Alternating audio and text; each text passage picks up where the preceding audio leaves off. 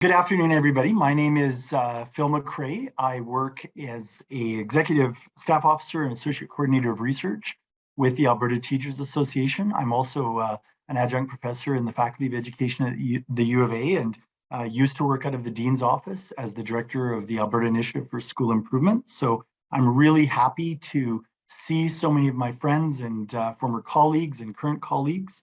I am really pleased to bring an acknowledgement from the Alberta Teachers Association and the University of Alberta in the form of the Kule Institute and the Faculty of Education, where we acknowledge the Treaty 6 territory where I am today in Barnett House.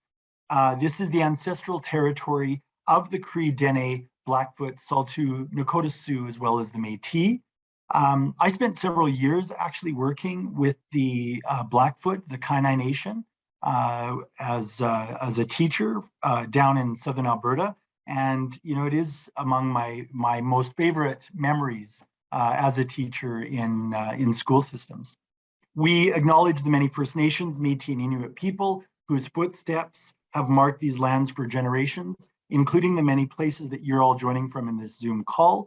And I'm especially grateful, and I mean this, having a mother who's 90 and many of my friends in the Kainaiwa who are elders now. I'm especially grateful for the traditional knowledge keepers and elders in our society who are still with us today and those who've gone before us. Our recognition of this land is an act of reconciliation and an expression of our gratitude to those whose territory we reside on and or are visiting. And I want to also, just on behalf of the Alberta Teachers Association, bring my greetings from the President and our Provincial Executive Council and their thanks for this really powerful and hopeful collaboration with the Faculty of Education and the Kule Institute for Advanced Studies, where we're trying to find a way to bring together our communities to tackle some really important and hopeful research that is going to be shared today in different areas. I am really struck by Dr. Margaret Wheatley's work around community and how important community is. She has, and the Burkana Institute has a saying, which is, whatever the problem, community is the answer. And I think as a research community, as a teaching community, as a community of professionals, I really do believe that whatever the problem, community is the answer. And in Alberta, as we're facing more and more kind of complex challenges, cascading crises, whatever those look like, from pandemic to climate to social or economic challenges, I think that we have to turn inward to our communities and our communities of researchers to really learn how we might move forward. And this work that we're collaborating on, I can say from the profession side, is not just important and meaningful, but is being taken as the way to move forward, which is learning together as we move into what is going to be a complex and uncertain and volatile future. So thank you for the time and energy and the chance to say hello to everybody. And I look forward to actually seeing you in person in the near future. Thanks so much, Phil. That was such a lovely launch to this session. My name is Cheryl Poth, and I'm the Interim Associate Dean of Research at the Faculty of Education here at the University of Alberta. We're going to hear as well, we're very happy in our community today to have our Dean, Dr. Jennifer Tupper, and she'll be introducing our presenters in just a second. Just before we do that, I wanted to spend just a moment in case there were folks here who weren't familiar with the grant, and just wanted to build upon what Phil has said in terms of the UAlberta, the ATA collaboration is co-funded by the Faculty of Education in partnership with the Alberta Teachers Association and the Kule Institute for Advanced Study. So let me pause here and thank as well Casey for both hosting us and organizing us as our representative as well from the Kule. He's the kind of backbone of keeping us all in our community. So thank you. The essence of these collaborations and these grants run deep. And so hopefully we are embodying them as well from the teams of those who are here today, who work together in the co-development of research projects, to the adjudication committee that involves representatives of all the partners. And finally, to the group who is here today to hear about the projects and support the work they are doing. Thank you all for being here. We celebrate today the research collaborations between teams, including at least 2 certificated Alberta teachers and 2 University of Alberta faculty members. The successful projects are awarded $10,000 to use over 24 months. The presentations we are here today were successful in their proposals describing research questions relevant to that K-12 education system that you were talking about, Phil, in Alberta, and aligned with the research priorities of our collaborating partners, especially the Alberta Teachers Association. Just to give you a sense of the areas of research priority change each year and are guided by the key findings emerging from the series of research Alberta Teachers Association research studies. Past years were focused on such areas as mental health, which is the topic of our first presentation of a completed project. And then the most recent priority topics focused on equity, diversity, inclusion in public education and leadership in times of COVID-19, which is both actually topics of the second presentation, which describes the research projects that's just getting started. In our presentations today, we hope that you, the audience, will be inspired to put together your own collaborative project that brings together the unique expertise that allows us to move forward and to inform our education system in important ways. So watch out for that call later on in the fall for this next cycle. But for now, I'll pass it over to Dr. Tepper. Yeah, thanks so much, Cheryl, for that overview, and Phil for starting us off in such a good way. I really appreciated the words, whatever the problem, community is the answer. And this is such a beautiful embodiment of community. And we have a vision right now in our faculty that Dr. Evelyn Steinhauer is helping us learn more deeply about, and it's Mamwok Matuin, which is all of us working together on behalf of our students. And I think the research projects today do that in spades. So I am so pleased to introduce the first presentation. And they are going to be sharing a completed project called Nurturing Hope Together, a collaborative strengths, hope, and resourcefulness program for school mental health. What was unique about this project team is that it brought together the expertise of teachers working in the classroom together with faculty members here and a graduate student from the counseling psychology program in the Department of Educational Psychology. That's Chelsea, she's with us, to generate an innovative program. The project is now complete, and I know that its effects and impact will endure. So Dr. Denise Larson and Dr. Hudson Breen were the faculty researchers on the project, and I will turn it over to Dr. Hudson Breen and her team to share the details with us. Thank you very much, Dean Tepper. And thank you for the slides here. So I wanted to give all of our team members an opportunity to introduce themselves because this really is a team approach. It is very interesting that this collaborative grant, also one of the primary investigators is a teacher. So, so I'm Rebecca Hudson Breen. I'm an assistant professor, or I'm associate professor now at the University of Alberta. And the other primary applicant for this grant was Mrs. Amy Badger, who I will turn it over to next to introduce herself. Sorry, I lost my mute button. Still getting the tech thing. I teach for Edmonton Public, and I've been teaching for 20 years. I think I got my reward. So it has been wonderful being able to participate in this project with Rebecca and everyone else on our team. Thanks, Amy. And I've been so lucky to be able to collaborate with Dr. Larson. Maybe I'll turn it over to you next to introduce yourself.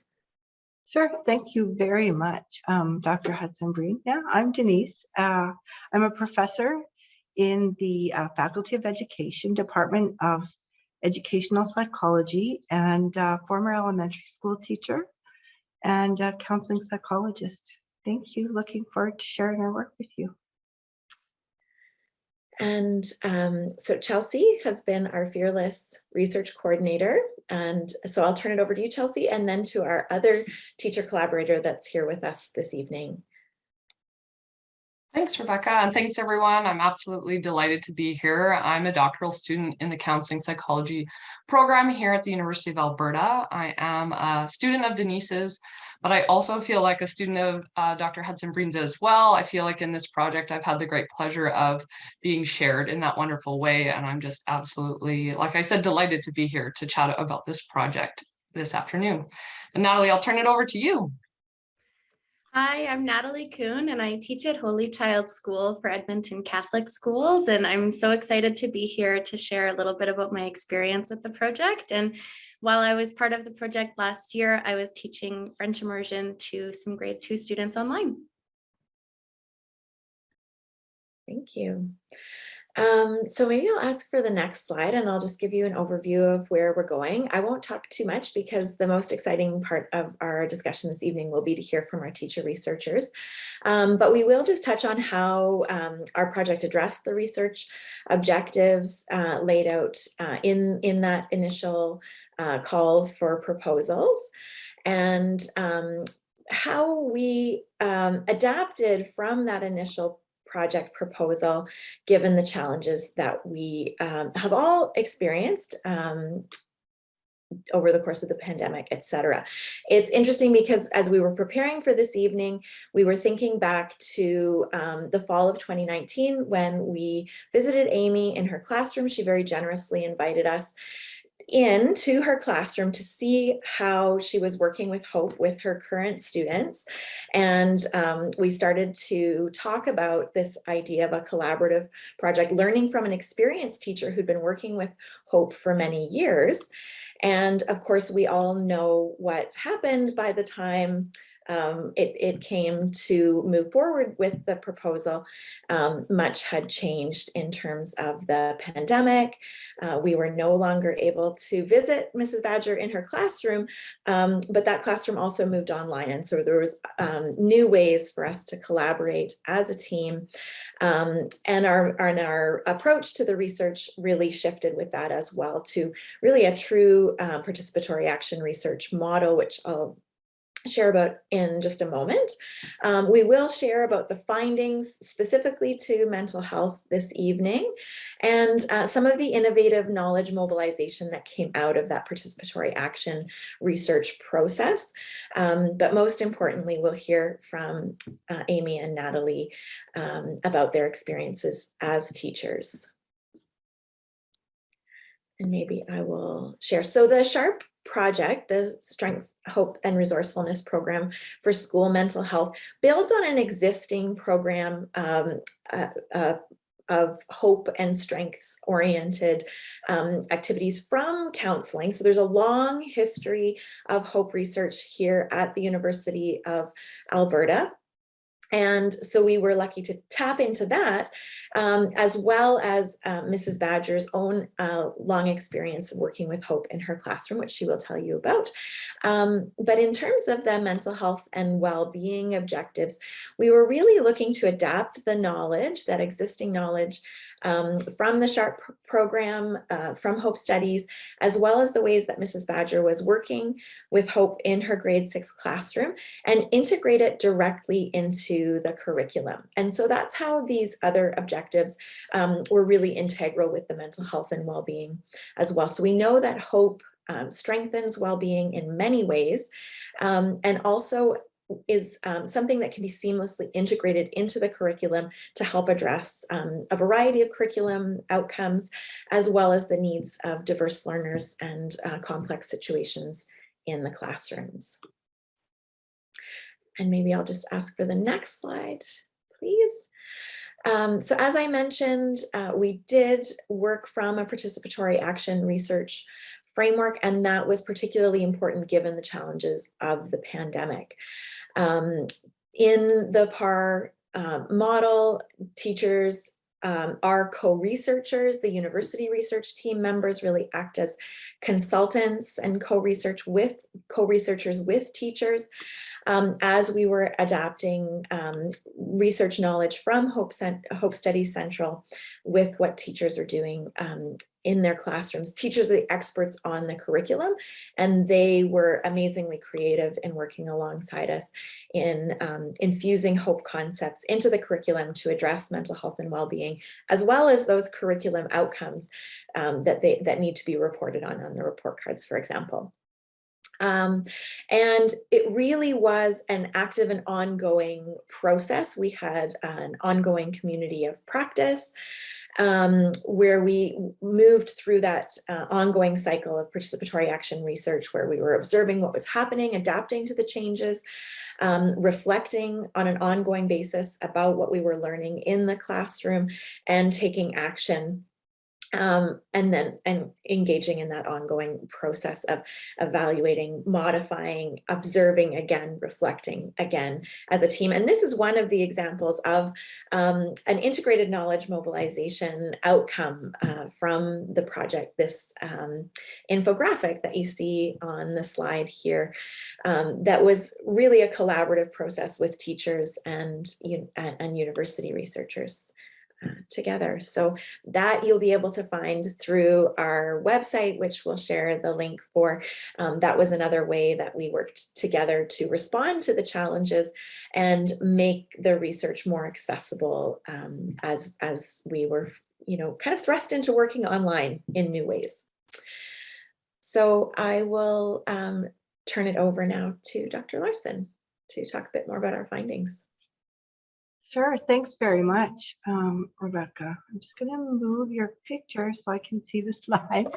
All right, well, this is a presentation on the really a very integrated implementation of hope within Edmonton area classrooms. It's actually true that we most often are aware of hope when we either see a great need for it or we feel like we're lacking it. And so I'm just going to spend a moment to talk about the context that our teachers and our students in classrooms were living through in that very first full year of the pandemic, because I think we need to understand the context that this whole study, this whole project happened within. So I pulled some quotes from our teachers from some of our meetings just to set that context today.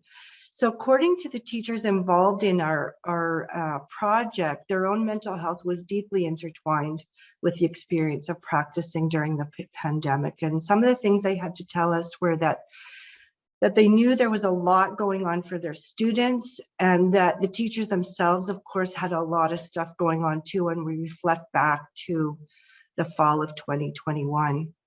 That it was difficult getting through the curriculum while also pivoting to online and the quarter system, and anyone with teachers or students in your households will remember this very well. Remember, one of our teachers came to a meeting, to one of our teacher time, which was our community of practice, saying, it's really hard right now. Even one of our teachers is on a ventilator.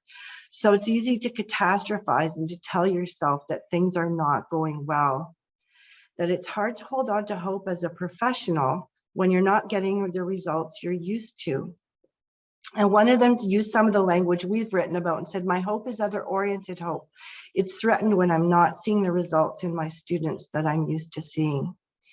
So a common refrain from our teachers was that the online teaching just felt kind of empty.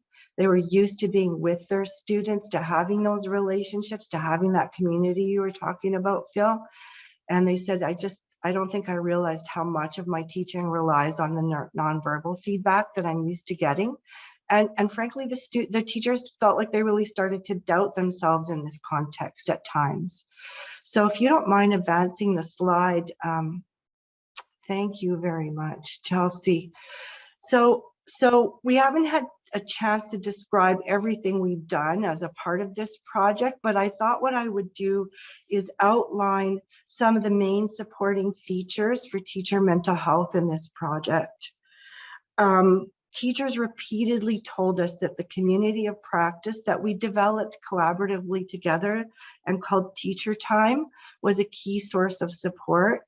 Our teachers are going to elaborate on some of these with real life stories for you. So I'm not going to go into great detail on them, except to say that there were all kinds of things that were happening in these meetings.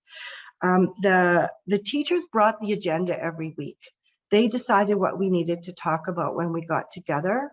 This was not something led by the research team. Our job really, I felt, was to listen, to respond, and to provide resources and ideas collaboratively that might be helpful to the teachers. During teacher time and also in some individual time, the university team and the teachers collaboratively created materials from our Hope Studies bank of information and materials available for use, as well as created some of their own. And so that infographic you saw just a moment ago on one of the slides from Rebecca was one of those collaboratively created materials that teachers wanted to share with parents and students, as well as other teachers. The information on that infographic and the information that teachers were working with and creating from were all evidence-based information that comes from Hope Studies. The third source of support for teacher mental health was seeing students' engagement with their Hope lessons and their learning. Amy, I hope it's okay, but I'm going to steal an idea from you. Amy has told me often that when, and you may describe this later more, Amy, that when you have a class or a student who's struggling, that's when you know that you need to go to Hope and do something with Hope in the classroom, because it's a very engaging construct and it embeds nicely into almost any subject that you'd like to work with, that we have found anyways. So even something as simple as having the class come together in a Hope circle and having them share ideas about what Hope is, using Hope is as a STEM, is a way of actually lifting up Hope, and it actually does have the effect of magnifying Hope in the room. That Hope that teachers see has a way of impacting teacher Hope as well. At sort of midpoint in the year, our teachers were feeling, I think, flagging energy. It was a real difficult year, and we were seeing lots of love for the nurses around the pandemic, which we were happy to see. But I think teachers felt like, you know, they're frontline workers as well and really facing difficult times. So as a group, as a research team together, we decided to develop a social media campaign to support Teacher Hope, and it included Facebook, tweets,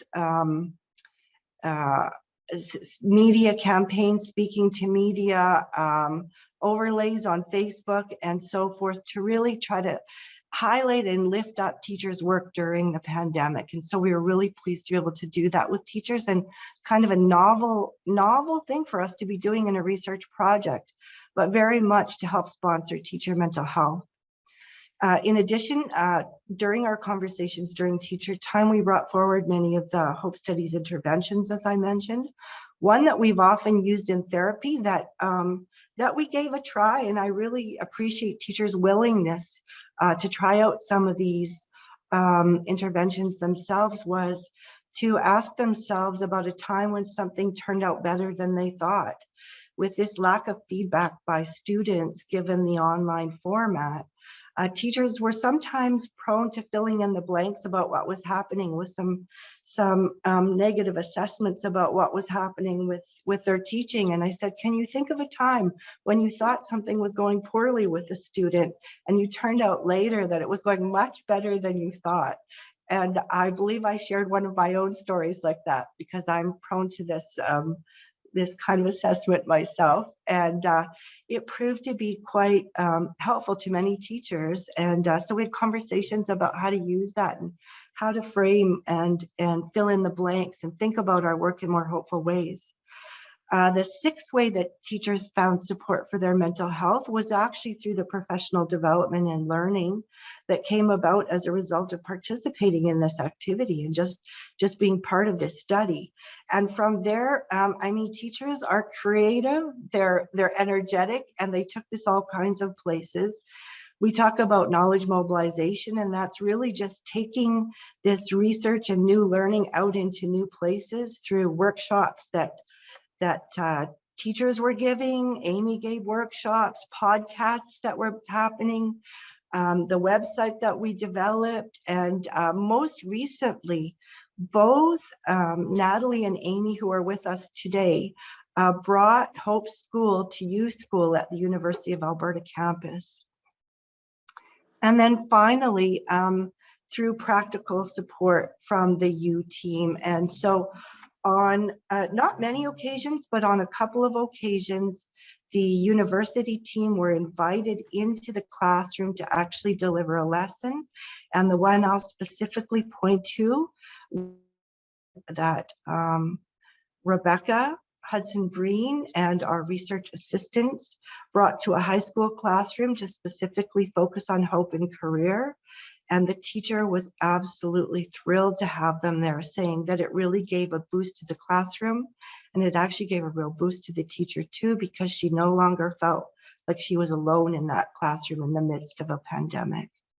So those are some of the findings and examples. I'm going to move on here so that Amy and Natalie have a chance to share their work. Thank you, Denise. And before I turn it over to our teachers, I just quickly wanted to highlight some of the integrated, pardon me, you can hear my dog barking in the background. Working from home never ceases. Some of the integrated knowledge mobilization pieces that I felt was a real gem of this research project. And as a budding researcher myself, I think really helped bring some of these concepts to light. First is our website. I will share it in the chat later on in the presentation, but this really became a central hub for hope-focused practices, not only for teachers within the project, but for teachers abroad as well. And really, the website was designed to house many different hope-focused activities, but also lessons that had been infused by curriculum concepts from our expert teachers to make them relevant for use in the classroom. And you've heard already about our social media campaign, and you can see on the far right of the slide some of the images and Facebook overlays that we used for that social media campaign to really lift up and celebrate teachers as essential workers amidst the pandemic. So now, without further ado, I'll turn it over to our teachers to tell you a little bit more about their experiences implementing SHARP in their classrooms. And I believe, Amy, you're first, so I'll turn it over to you. Okay, so I have a lot to say. I've been teaching a very long time, so but I've narrowed it down to sort of 3 of the areas that Denise mentioned in our findings. So I'm going to focus on the community of practice and professional development learning and of course student engagement. How I got started in the whole concept of hope, I was at Macaulay. I taught grade 6 at Macaulay. And my lovely principal brought in someone from Hope Study Central, and they did a August PD on hope and how it could be used in the classroom. And I promptly ignored it, thinking about all the things that I should be doing in my classroom, and didn't give it another thought until the end of the year, when I needed something to engage my students, and thought, hey, what about this hope idea? And we developed some lessons, another teacher and I, and the kids loved it. So I'm thinking, okay, there is something to this. And then I moved to an inquiry program within Edmonton Public and thought, well, what better inquiry question than what is hope? So, and I've been doing it, I guess, in my classroom for about 13 years now. And the kids, my current class was sitting through a presentation the other day, and the presenter was saying, success is being comfortable with a certain level of chaos. And I feel that's kind of how the Hope Project unfolds. It's uncertain and it's chaotic, but in the end, it never disappoints. So that's my hope journey, I guess. So first I'll just talk about the community of practice and what that has meant to me as a teacher since joining the team. So during the pandemic, we met almost weekly, either individually with the U of A team, or I got to meet with Natalie and we would collaborate together, or with the other teachers on the team. And no matter how I was feeling, I looked forward to every single meeting. And I can't say that for a lot of staff meetings. But this, no matter what, I was there, I was looking forward to it. And it wasn't just because of the benefit to my students and to my own teaching, but it was the benefit for myself. It reduced my stress levels, and I left feeling hopeful, which I guess was the point. Every meeting I got to meet with professionals who were eager and willing to be there. They let me unload my challenges or hope suckers, and they just listened sometimes, and sometimes they offered solutions, but it made me feel valued as a person and as a teacher. So yeah, it was just amazing. I'm so grateful for that. The second thing, the professional development and learning. Professional development is a tricky thing. It's necessary for teachers, but I know with school budgets, it's really hard to let every teacher choose their own personal development and then to have something meaningful. So being able to do this and having access to a whole team of people who are willing to give a fresh pair of eyes or share experiences, opinions, knowledge, and research has been such wonderful development for myself.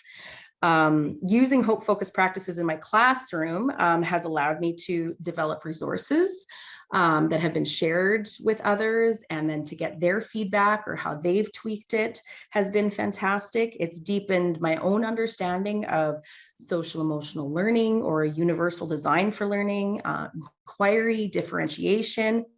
And then I've been able to build my own professional growth plans around these areas. I've also, like Denise mentioned, had the opportunity, I was invited to talk on a podcast, which was so exciting. And I gave a presentation to West End Principal Catchment, which was nerve-wracking, but really excellent to connect that way. And we gave a presentation to a school in Turkey, which never in my wildest dreams I would think I would be able to do. And then the newest one that Natalie and I and Chelsea was a part of last week, I guess it was being part of the Inquiring Minds and the youth school. And I've been a longtime attendee of Green School, which was another program at youth school. So to be able now to be at the other end of an Inquiring Minds program it's pretty awesome, I'll be honest. The final area that I'd like to talk about, and I left it for last on purpose, is the student engagement. You know, it's why we're there, I guess. It's not really about the test scores, it's about the engagement. But coincidentally, once you have engagement, you have better scores. So last year, even though most of my experience is teaching grade 5 and 6, I was teaching grade 3 online. So new platform, new curriculum, bring it on. And it was a year. I learned a lot. And towards the end of the year, after I'd kind of got my stride in the online thing, I started bringing in more and more of the hope activities. And I can remember the kids sharing their hope walk pictures, and they were so excited. They were all like up at their screen and looking at each other's pictures, and then they were talking in small groups. And it was one of the closest feelings I'd had all year of being back in a classroom with kids. They were just so excited, and they were 8, and they were talking about the similarities and differences in each other's pictures. And then they were noticing themes and categories and I like blown away by what 8-year-olds were coming up with. It was just amazing. And then we took those pictures and we created, based on a book that I love called The Red Tree, they created their own red tree, so something that would bring them hope. And they were asking questions on how would they get sounds in their slide and how would they put videos in there. And for so many assignments leading up to that point, they just kind of did what they could and then moved on. But they wanted to do it all, and it was fantastic what they created of. And I think you can see some pictures on the slide there of one kid's red tree, and then a quote from another kid's bento box. Another part for me that was very memorable, and I still use, is I can remember Denise talking about reframing goal setting in a hopeful language. So rather than my goals for reading, my goals for writing, but talking about your hopes. And just that simple change in language completely changed it for the kids. They became more meaningful, and it became more personal, and it wasn't what, you know, they'd heard from their parents or heard from other teachers. It's really what they wanted to accomplish, and it became just such a more effective tool for goal setting. This year, I'm back in the classroom. I'm teaching grade 5 and teaching a post-COVID class. And it's been hard. It's been a challenging year. Kids are behind academically, but I mean, that's not new. This is not the first year where I haven't had all of my children at grade level. But what I have noticed is the kids themselves, the attention span is different, the way they problem solve, the way they interact with each other.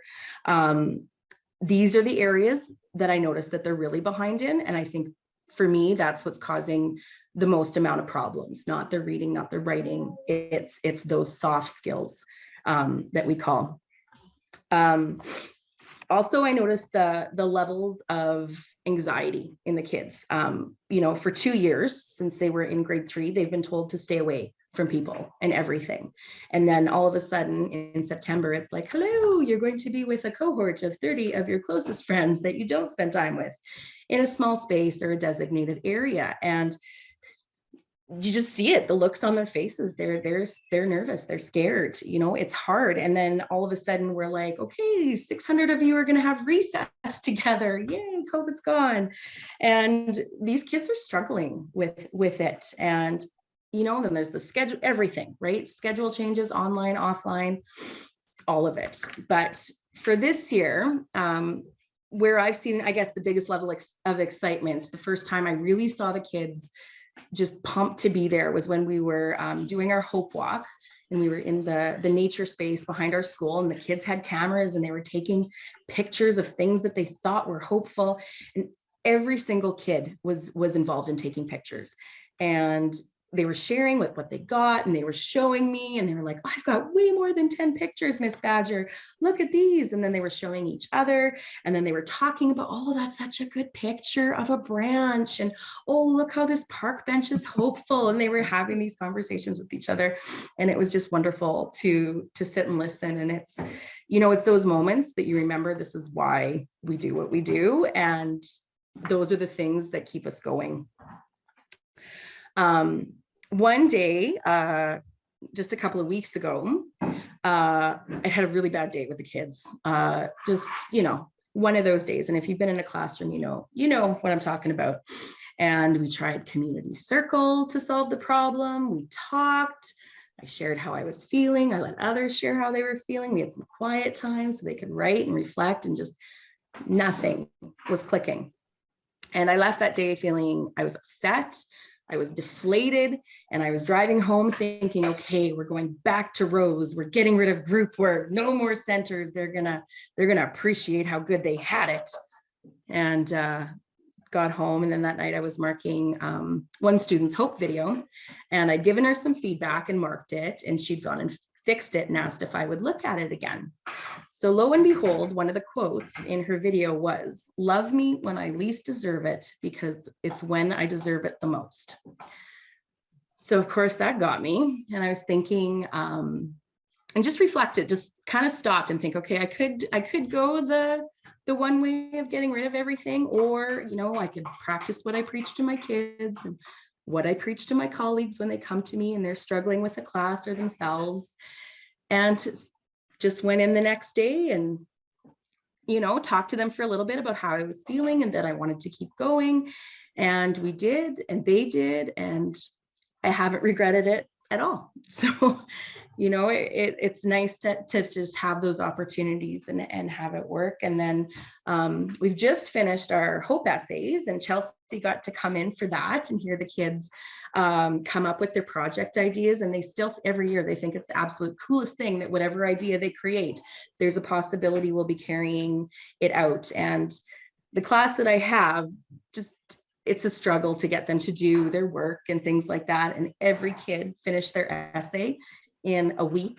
Usually I give grade 5 and 6 classes about a month to do this assignment, and they did it in a week. They handed it in. Kids that were absent all of a sudden magically figured out Google Classroom and how to turn in assignments, and they were there. And kids that were absent, they asked if they could present their essays the next week.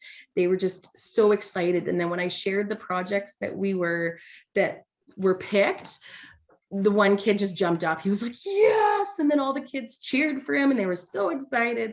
And it was such a fantastic moment. And it's because of this program that I've been able to do this. So that's my very fast spiel.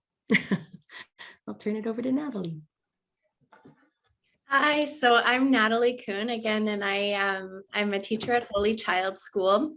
But last year, while I was doing the SHARP-SMH program in my class and working with the research team so frequently, I was teaching online. So I was teaching for our Genesis online school, and I had students from all over the city.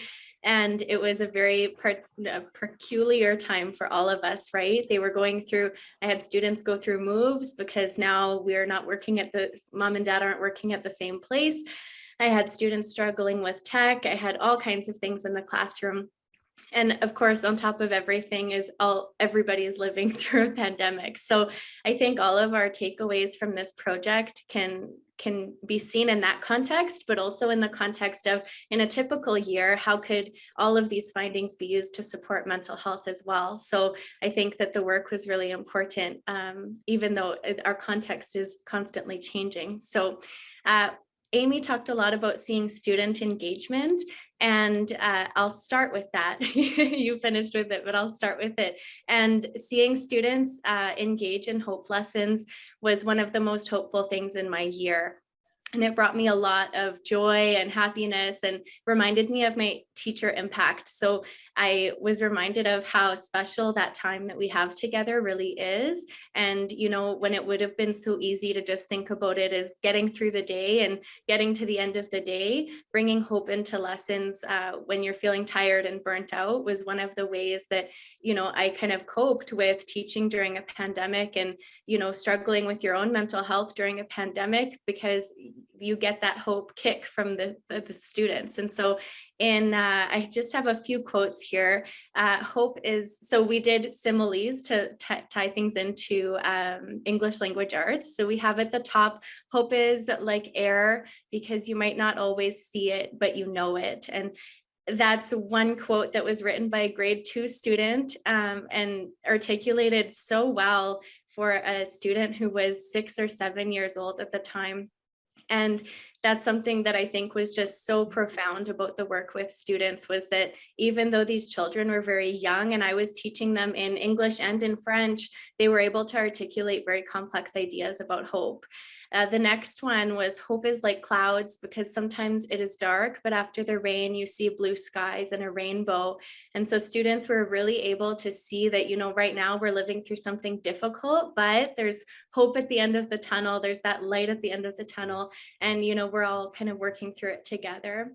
The bottom one was a health activity that we did, or a health lesson that we did, where students envisioned themselves as their own hope heroes after learning about different hope heroes in our community. And this student envisioned herself at the bottom, it says, I am 22, and she envisioned herself being a veterinarian and being a hope hero by helping animals. And so these activities all linked with curriculum outcomes and were profound ways where we connected as a class. They connected with me, they connected with each other when they shared. I think that was one of the great impacts of our work together last year. The community of practice was another area that impacted me pretty profoundly last year, just like Amy was saying. Those meetings got me through the year. It was one of the most difficult years I've taught, and we had the chance to connect and to have somebody listen to our struggles as teachers and provide those check-in moments where, you know, even though things are difficult, what are some things we can work on? Let's keep it simple and let's keep moving. And so I found that community of practice to be extremely beneficial, and it makes me wonder, right? What would something like this look like in a typical year? How could we support teachers using this community of practice type of strategy? Because I did find it extremely beneficial during my year online. And then that leads into our Hope Studies interventions that we did in classroom and in our community of practice. And so these were things that were brought to me by the research team, and then I tried with students and tried with myself. And I often told friends and family that going to meetings with the community of practice was like going to a therapy session. Like, you walk in feeling tired and you walk out feeling like, you know, I've got this. I can keep going, I can go lesson plan, I can go make sure that, you know, life is going to roll in a good way. And so one of those big ones was a time, I'm jumping around a little in that section, but a time when things turned out better than you expected. And Denise already spoke a little bit about this, but that was one Hope Studies intervention that was extremely impactful for me. I couldn't see the students on my screens all the time. I didn't know if they were on task doing their work. I wanted to make sure I was helping everybody, but like, who knows if one student is, maybe they're out at lunch, maybe they're, you know, playing in the backyard. I don't know what's going on. And so starting to envision, you know, it could be that, but it could equally be something positive, and maybe they went to go ask auntie or uncle for help. That was really impactful for me, and kind of reframing our time online. Another two that were really impactful were the Hope Walk and the Hope Collage. I kept my Hope Collage that I did when I first met the research team throughout the whole pandemic. It's actually, I'm looking at it on my fridge right now, and that's something that I see every day, and it reminds me of the different ways that I see hope in my life. And so that's one strategy that I also did with the students, and that they have now in their homes. Hopefully they kept them on their fridge like I did. And the Hope Walk was another one that was really impactful. And I like to think about these activities as like planting little seeds for the students. So when we do a Hope Walk, it's not necessarily just that walk where you're going around and you're identifying hope in your environment, but maybe it becomes your walk home from the bus where you do your own Hope Walk and your environment becomes a hopeful space too. And that's what happened for me during the pandemic. My walk home became my own Hope Walk every single day. And I walk home along Jasper Avenue. And I remember one day seeing there was an art installation where people had put dandelions, and the dandelions were coming out of the concrete. And I just, like, I thought that was the most hopeful thing during a pandemic, to see art like that in my environment. And every time I walk by that empty space now, it's no longer an art installation. I remember that and the idea behind that, and kind of growing through difficult times. So those are really things that were impactful to me. And lastly, I'll quickly just talk about how empowering it was to be a part of this project. To have your participation in a project like this acknowledged through participatory action research was very profound for me, and gave me, I guess, the strength to want to do further projects and participate in other ways. And, you know, Chelsea and Amy doing Hope School together has been amazing. And so really that piece of, you know, when you're hopeful about the future, you're empowered to work on things and you're empowered to bring things to others. I think that's another piece of this research that's really important. And yeah, those are the 4 key ways that I think I've been impacted by the project, and I'm just so thankful to have been a part.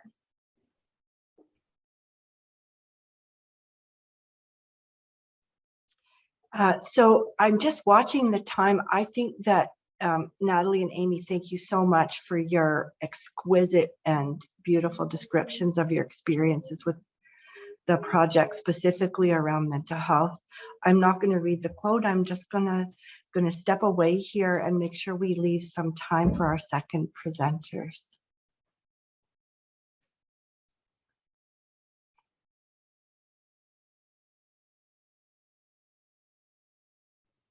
Cheryl, I think you're speaking, but you're muted.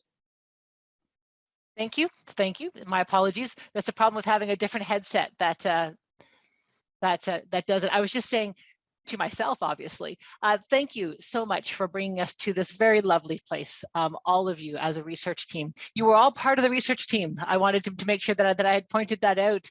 And it was just so lovely, Natalie and Amy, to hear about your experiences. So many things resonated with me, which I know will be the same with the audience as well. In particular, you talked a lot about connections, and I think, you know, that exemplifies exactly what we were all seeking during that time. I have a daughter who is now in grade 3, was in grade 1 and grade 2 during the pandemic. So your stories about kids really, and thank you for your work as elementary teachers who are impacting the lives of kids. I also heard you talk about empowerment, and I think that that's very, very important. So, and I'm glad to hear that you felt empowered. I'm glad that you feel hopeful, because we want to keep teachers like you as well engaged in our classrooms, and taking care of the ones who are helping to guide our kids through this time as well. And of course, to everybody on your team, thank you for sharing. Thank you for engaging in the work. And we will move now to our second presenter. So thank you. It is my distinct pleasure to have the opportunity to introduce the second project. We're so pleased to have Dr. Sarah Carpenter and Jean Stiles with us to share about their just funded project, Professional Learning and Relational Pedagogy, exploring learning around anti-racism through the Creating Schools That Listen initiative. Sarah is a faculty member at the University of Alberta, and Jean's current position is as Director Principal at the Bennett, Argyle, and Metro Centres, supporting adult education, English language learning, Indigenous programming, online programming, home parent-directed education, and the Careway Alternative Programming. Boy, that's a lot going on there, Jean. This project takes an innovative and experiential approach to addressing important issues of racism in schools. Through this unique research collaboration together, faculty researchers will work closely with school district leaders and school leaders using an inquiry-led approach to learning about how racism operates within schools and our broader society. The program supports school leaders to develop an anti-racist framework for leadership in schools. I cannot wait to hear more about our presenters about their plans for this research. Well, thank you, Dr. Proth, for that introduction. And I want to thank Caius and the ATA and the Faculty of Education for opening up this collaborative program to support, I think, really important lines of inquiry in our field. And I also want to just quickly say thank you to the previous group, to the first research team, for talking about hope, because as we move into talking about anti-racism, thinking about hope is pretty fundamental as well. I also want to thank, I have a whole list of thank yous. I want to thank Casey for organizing this event and also for supporting us through the application process. If people are considering applying, I think the support at Caius to get your stuff together is really helpful and important and necessary. I want to thank my collaborators, so Dr. Jean Stiles and Julia Dahlman and Thomas Rickey from the Argyle Center and Dr. Evelyn Hamden from the University of Alberta, all of whom have very hectic schedules, and some of us have managed to be here today, so I really appreciate their presence. And I also want to say that I see on this list some of my graduate students from Educational Policy Studies, so very good. Your presence is noted and welcome. So let me start by recognizing that today I'm joining you from Ann Arbor, Michigan, which is located on the traditional territories of the Council of Three Fires, which is an alliance of Anishinaabe people of Ojibwe, Chippewa, Ottawa, and Potawatomi nations. I'm a guest on this territory during my sabbatical. And one of the things that I've been thinking a great deal about while I've been here is my relationship to some of the history in this place, which connects and deepens my understanding of the history of many of the places I've lived, including Alberta. And I've been thinking a lot about one of the most difficult challenges that faces us as educators and as a larger community, as a society today, which is what I would call and characterize as the reification of history. And what I mean by that, when I say the reification of it, is this ideological problem of turning living and active human relations into static, ossified things, particularly things that are thought of as being in the past.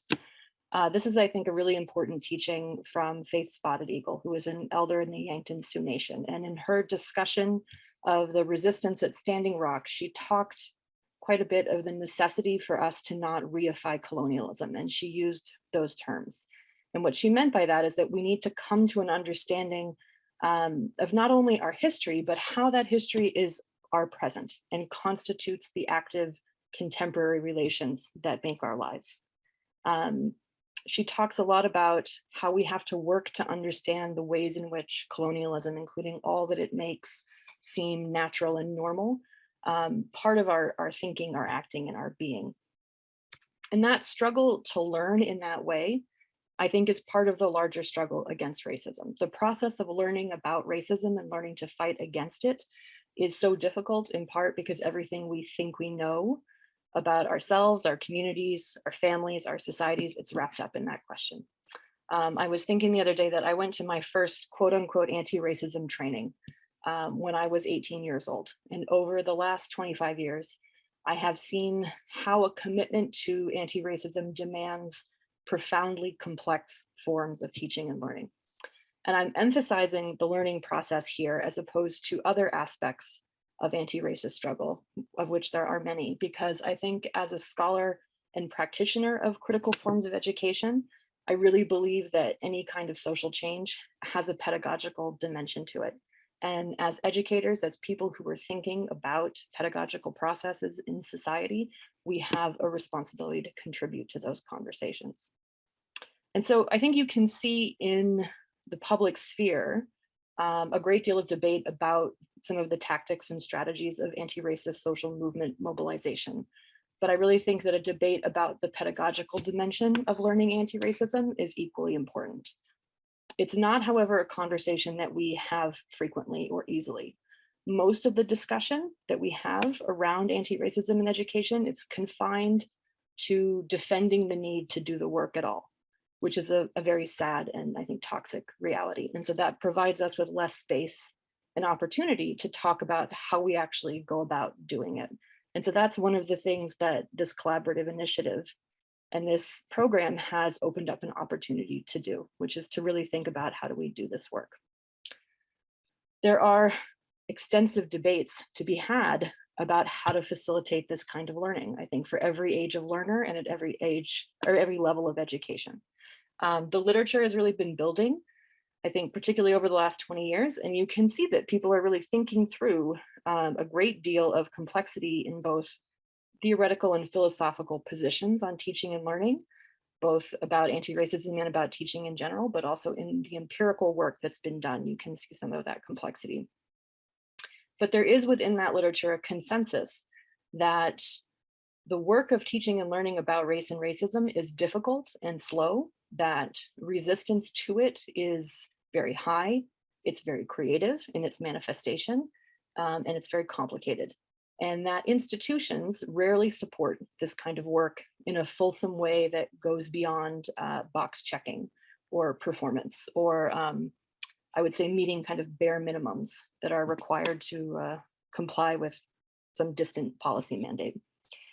In the midst of that lies public education in Alberta. This is what is every public education system in North America is dealing with, and many public education systems around the world as well.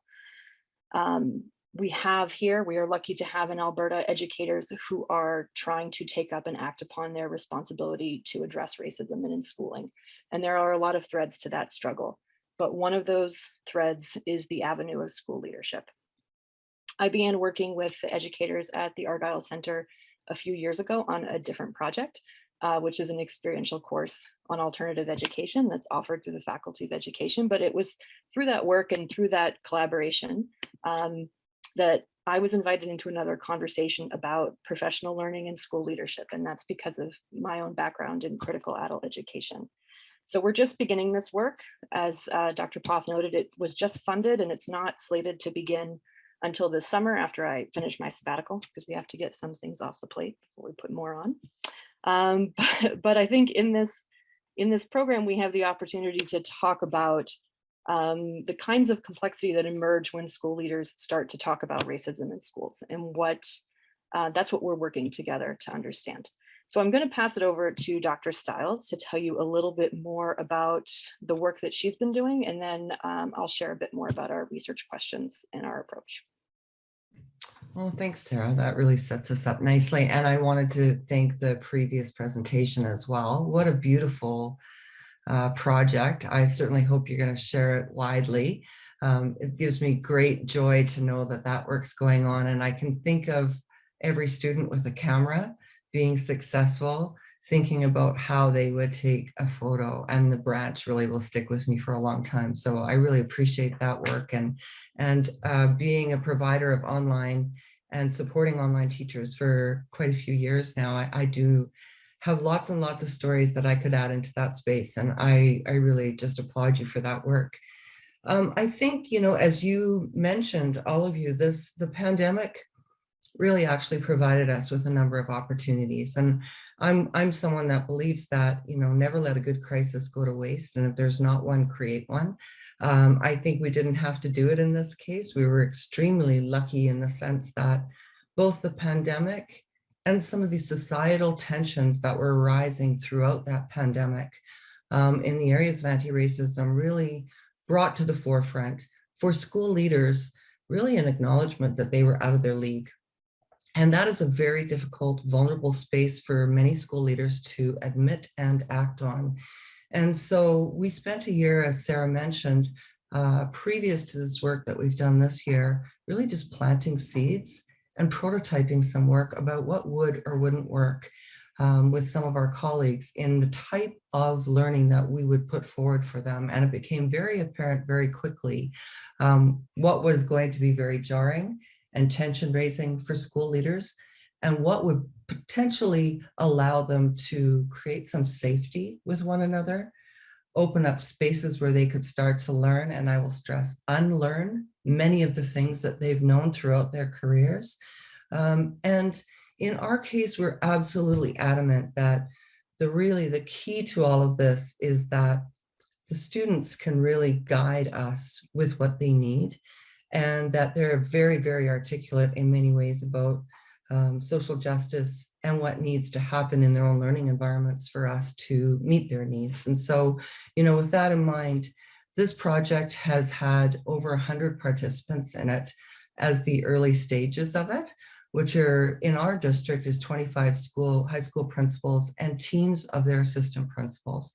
That in itself is kind of a coup when you get that group together that commits to come, you know, once a month and meet on a regular basis. And there's a lot of work that goes into preparing for those monthly sessions, because we need to make them worthwhile.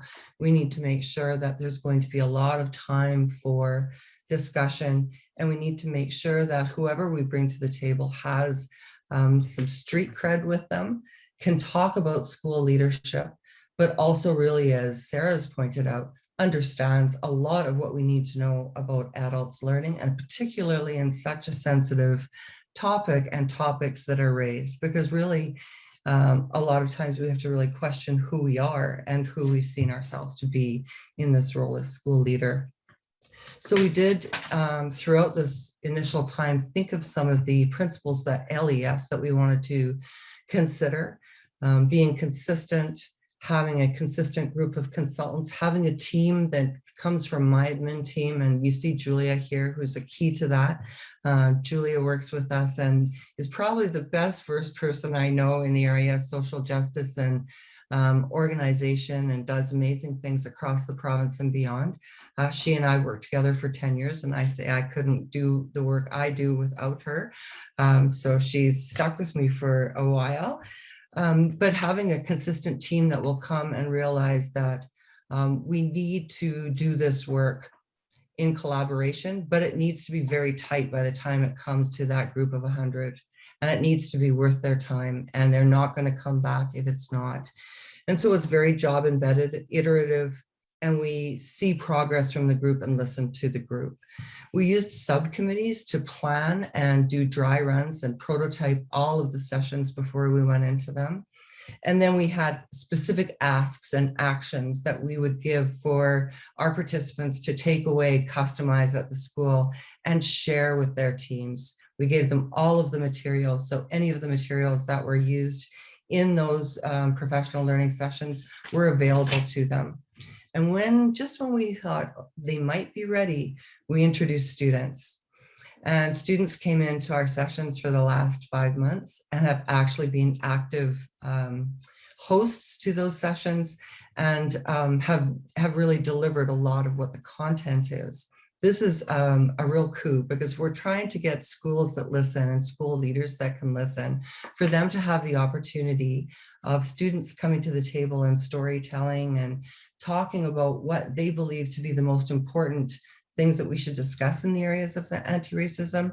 This really gives them something to work with. And we believe that these students have developed what we like to think of as a curriculum for school leaders. They've worked with Julia and her team, and she's had over 145 students that have met through summits and come together, and then specific students will come and work with this group. So we're getting traction.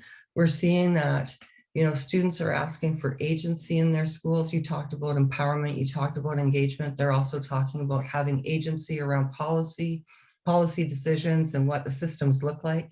They're really intent about seeing how they are represented in their schools in the area of diversity, pedagogy, and in the curriculum. And they really want to know why there are barriers to their success and want us to find ways to bust those barriers. So what we hope to do moving forward is to go into an inquiry-based where schools will become really researchers doing action research, participatory action research. We already use YRAP with our students, a youth participatory action research model. And we are really thinking about how we will have this sort of idea of, right now we can go in with shared language processes, and really that understanding that by listening to students and their stories, we really can shift the system from the inside out. And I'm going to turn it back to Sarah, because as I said, this is just going to take off in July. That's where the seeds are being planted. And I'll turn it to you, Sarah. So I think you can see this emergent program is really pushing boundaries of what professional learning around anti-racism or even EDI looks like. Even just getting people to come back to a same group once a month is a huge move away from the 2 hours on Friday afternoon when you're tired kind of model of professional learning around equity, diversity, inclusion, or anti-racism. So given the extent of the work that's possible under the umbrella of this initiative, our future inquiry is really guided by 3 key questions. So the first is, what is being learned about systemic and institutionalized racism by administrative leaders in the program? And importantly, how are they learning it? And that's, I think, a really deceptively simple question. In the field of adult education, we understand that what is learned in any given pedagogical context cannot be reduced to the intention of the educator, the content or curriculum under discussion, or even the pedagogical or facilitation choices that are guiding actions. Adult learners mediate whole life histories when they encounter new information or are reframing ideas. So it's crucial to understand what people are, I would say, picking up from these conversations and what they are thinking through as a result of their participation. Equally important is understanding what conversations or activities are pushing their own thinking and reflecting. The literature on anti-racism learning is very good at articulating what shuts people down, where learning stops. What is pushing learning forward is an open question. So our second question is, what aspects of this pedagogical approach within this initiative particularly resonate with school leaders, and why? As I mentioned before, that consensus about anti-racism learning being difficult and emotionally fraught, and that learners experience dissonance in really complicated ways is, I think, a very fair and accurate observation. And addressing that does not mean coming up with, quote unquote, best practices in anti-racism learning. Every community of learners has its own history and its own particular challenges that have to be dealt with. But research in the field of adult education, I think, also recognizes that adult learners rarely take very well to didactic instruction, and that understanding the role of their own experience in a process of learning and unlearning and relearning what we're asking people to do here, that's crucial to any real shift in perspective or worldview. So, for example, while something like anti-oppressive education in a post-secondary classroom might look one way, adult learning around anti-racism in the field might need to look a very different way and begin from very different assumptions about teaching and learning. So our second question is really geared towards understanding what kinds of pedagogical assumptions and practices are resonating with learners. We also understand that the learning around racism and anti-racism involves shifting worldviews and paradigmatic belief systems. And when we start to talk, for example, about historical inaccuracies and mythologies that characterize ideologies around race in Canada, we start to understand that many aspects of our daily lives are implicated in that kind of rethinking, from personal relationships to professional practice to institutional processes. So the third question that we're asking is, how are individual beliefs around school leadership impacted through participation in this initiative? It's one thing to ask how school leaders are learning about anti-racism as a sort of abstracted political ethic and commitment. It's another thing to understand if or how or on what terms that ethic begins to impact their own philosophies of school leadership. For example, the word racism is not currently present in the leadership quality standards in the province of Alberta, which would imply that the current requirements do not demand a particular awareness or consciousness around the realities of racism or the work of anti-racism. And I remember that there was quite a lot of debate about that point, and the tenor and outcome of that debate, I think, speak to some of the uphill challenges here. But in remembering that the purpose of this kind of learning is ultimately to transform the social relations of schooling, that means that articulating an anti-racist vision of school leadership is, it's integral to that process. The last thing I want to say is that one aspect of this initiative that we are particularly interested in and excited about is the approach to inquiry that we're using to guide this work. In my work in critical adult education, I'm pretty deeply influenced theoretically and empirically by the work of Dorothy Smith and her development of institutional ethnography. Institutional ethnography is typically seen as an approach to inquiry about institutions and how particular forms of policy or protocol guide actions within institutions, but it's also a really powerful way of studying pedagogical processes. That's because pedagogy is a social activity that takes place often, but not always, in institutional environments. It's highly textually mediated, especially when it comes to the quote unquote training of adults or in professional learning spaces. But what institutional ethnography really as an approach to inquiry does is provide us with a way to study the epistemology and pedagogy of ideology. It allows us to look at the relationship between how texts such as curriculum are interpreted by actors, how that interpretation is taken up in a workplace practice. We want to understand not how the participants experience learning in a sort of phenomenological sense, but how they sort through different ideologies around racism in education, and then struggle to transform their own praxis as school leaders. And so IE allows us an approach to inquiry that very specifically examines a complex articulation of praxis, which we believe all school leaders have, and which is embedded in institutional processes and policies, which are themselves the outcome of ideological knowledge making. So by looking at that messy mediation of professional praxis, we can start to ask questions about what the unlearning of racism in schools looks like.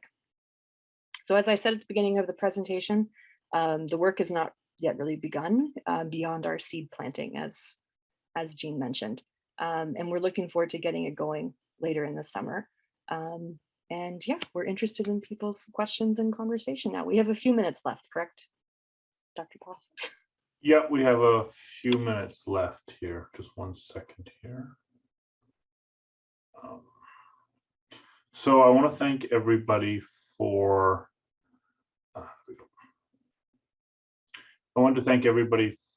their presentations. It was really great to hear what everyone had to say. I'm really impressed by all the amazing work, and I know the Kule Institute is really proud to be able to be a part of this. So we have about 15 minutes left for questions. I'm thinking we're going to keep it fairly informal. So if anyone has any questions, please feel free to unmute yourself and ask. And I'm sure if you have a question directed to a specific team, please direct it to that team, so they know who's being asked. So please go ahead and let's open up to questions that anyone may have. I'll go first because Ev and I have been back and forth on chat, Sarah and Jean, and just wondering, Sarah, if you know of any similar projects with post-secondary leaders. I do not. I mean, Ev would be better positioned to know, which is why I twisted her arm to join this project as a collaborator, because not only is she an expert in adult education around issues of diversity, equity, and inclusion, but I mean, Ev Hamden is the legend of Alberta. She's known outside the province for doing this work for decades and fighting the fight. And I just want to give her a little shout out since she's such a great collaborator. I do not know of a similar project in post-secondary. I will say that the approach that is being developed by this big group of folks who are working on this is much more highly influenced by, I would say, progressive and radical philosophies of adult education than more traditional workplace learning approaches that are focused on a kind of more instructional training or instructional design theory approach. So I am aware of, for example, in the whole history of the development of service learning, there were a lot of faculty development projects that looked similar to this in using inquiry-led learning to get faculty to shift their thinking about what teaching and learning can look like. So it's not exactly the same, but it's similar. Thanks. More conversations to be had, to be sure.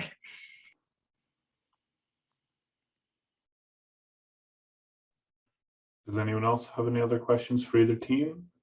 Please feel free to just speak up and shout out.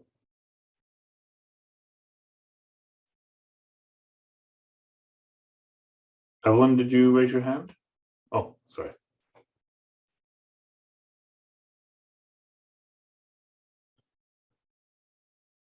Last call for questions, anyone?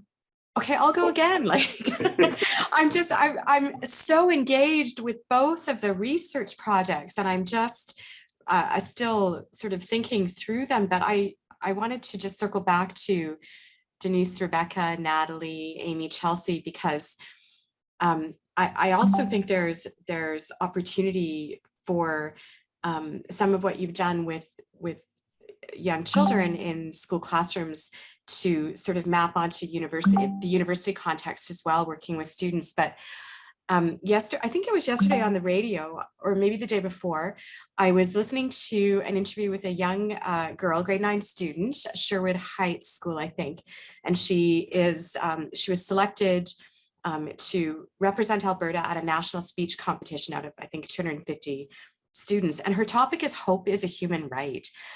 And so I've been thinking about that, and Denise, I was going to email you, but in the context of what you've shared today, it just really struck me that it is critical for teachers and young children, parents and families to be able to feel a sense of hope, even in the most difficult of circumstances. So just appreciation for the work that you're doing, and would just invite your thoughts on hope as a human right.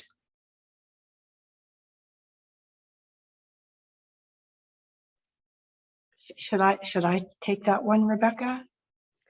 I feel like I want to hear your answer to that question, Denise. I'm having lots of thoughts myself, but I really do want to hear your answer. It is such a gorgeous, big question, Jennifer, and so important. And periodically, from time to time, I end up in conversations with people about, the work that we do, and a sort of an ethical or a moral right, or a human right for hope. And in fact, I might just say, in my own discipline of counseling psychology, I've written on probably the most polemical area that you'll see in counseling psychology or in therapy or in psychology around hope is whether somebody has the right to hold a particular hope. Which even that question just gives me it irks me because it suggests a sort of hierarchical position. It also suggests that we have the capacity to foretell the future and know what's possible. There are all kinds of problems with that, not least of which is that that sense that if you decide to tell somebody and you're in a power position that they don't have the right to have the hope that they do, what have you left them with? So we tend to think of hope in that circumstance. We are always in a constant state of refining our own hopes if we're thinking about it in terms of goals. It's not the only way to think about hope, but we're always in a state of refining, learning. This is education. We learn more things, we refine kind of what we're looking forward to. So I think from my point of view, hope really is a human right. I think it looks different in different cultural contexts, different linguistic contexts. We see some research around that that's really fascinating, and we have loads more to learn. But what we've seen so far is that hope seems to be really fundamentally important as a part of being human in every context that we've been able to see it studied in. So that's my freewheel in response to a really good question.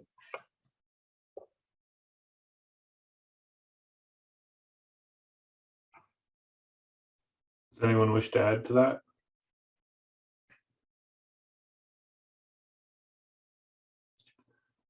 Lisa? I'm just imagining what that would look like in a legal context in terms of a Human Rights Act and how that could be done. It's fascinating as a question. You've really got me thinking. But anyway, thank you for everybody for your presentations. It's really informative and really important work. We're so pleased to be a part of it. Does anyone else have any final questions before we give Cheryl the last word?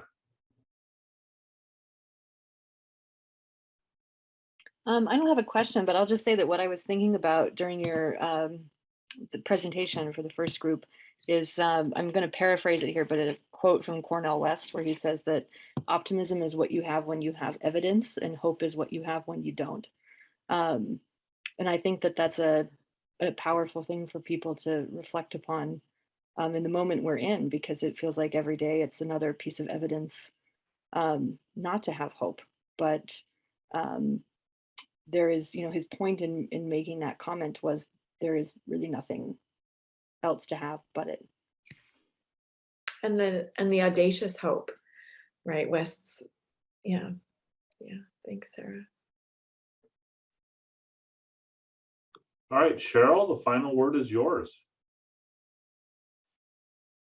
You're on mute. Or I think you are. I can't hear you.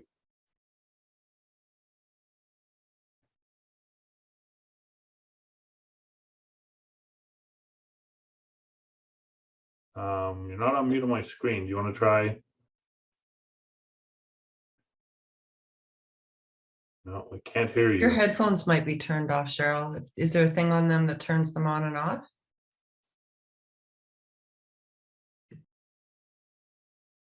Oh, okay. Cheryl says, thanks to everyone.